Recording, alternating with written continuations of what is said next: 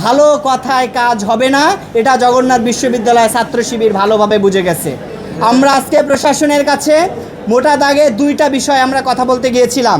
এক নম্বর হচ্ছে শিক্ষার্থীদের জন্য বিশেষ বৃত্তি এবং জগন্নাথ বিশ্ববিদ্যালয়ের ছাত্র সংসদ নির্বাচন। যদি তারা শিক্ষার্থীদের এই ন্যূনতম যে চাহিদাটুকু পূরণ করতে না পারে, আমরা বাংলাদেশ ইসলামী ছাত্র শিবির এই দাবি আদায়ের জন্য যা করা দরকার তাই করব। আমাদের যেখানে যাওয়া দরকার সেখানে যাব।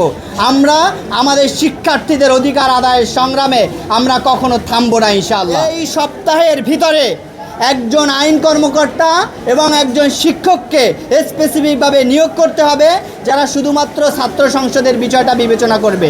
আমি আবারও বলছি, আমরা বারবার ভিসির দরগড়ায় যেতে পারবো না, আমরা বারবার প্রশাসনের হাতে পায়ে ধরতে পারবো না।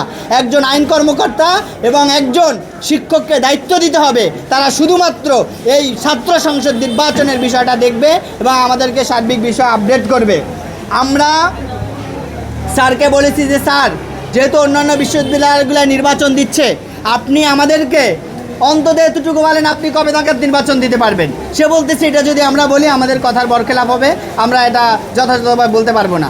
এইটা আসলে একজন প্রশাসনের ভাষা আমরা প্রত্যাশা করি না। আমরা প্রত্যাশা করি আপনারা প্রশাসনে বসেছেন এই শহীদের রক্ত দাঁড়িয়ে। সুতরাং আমার বিশ্ববিদ্যালয়ের শিক্ষার্থীর হাজারো সমস্যা, আমার ক্যান্টিনে খাবার নাই, ক্যান্টিনে বসার জায়গা নাই, হল নাই, টাকা নাই, পয়সা নাই, ক্লাসরুম নাই, ছাদ শিক্ষার্থীদের মাথায়, শিক্ষার্থীদের ক্যান্টিনে খাবার নাই, চলাচলের জন্য বাস নাই, ক্যাম্পাসের সামনে বাস স্ট্যান্ড অবৈধভাবে। আমরা কয়টা বিষয় নিয়ে প্রশাসনের কাছে যাব? আমরা যখন একটা ছাত্র সংসদ যাবে তখন ওই ছাত্র সংসদ নানান কথার মুখে সম্মুখীন হতে হয়। এখানে আমরা শিক্ষার্থীদের একটা বৈধ ম্যান্ডেট চাচ্ছি এবং আমরা এই শিক্ষার্থীদের যে ন্যায্য দাবি যকসু নির্বাচনের আমরা স্পষ্ট তফসিল আমরা প্রশাসন থেকে প্রত্যাশা করি।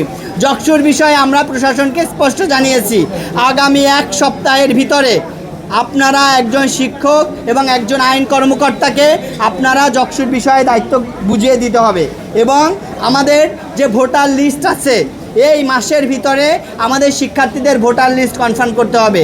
আইন আসার পরে আপনারা যে বলবেন যে আমাদেরকে 1 মাস লাগবে, 2 মাস লাগলে ভোটার লিস্ট করতে হবে, এইটার কথা আমরা শুনতে চাই না।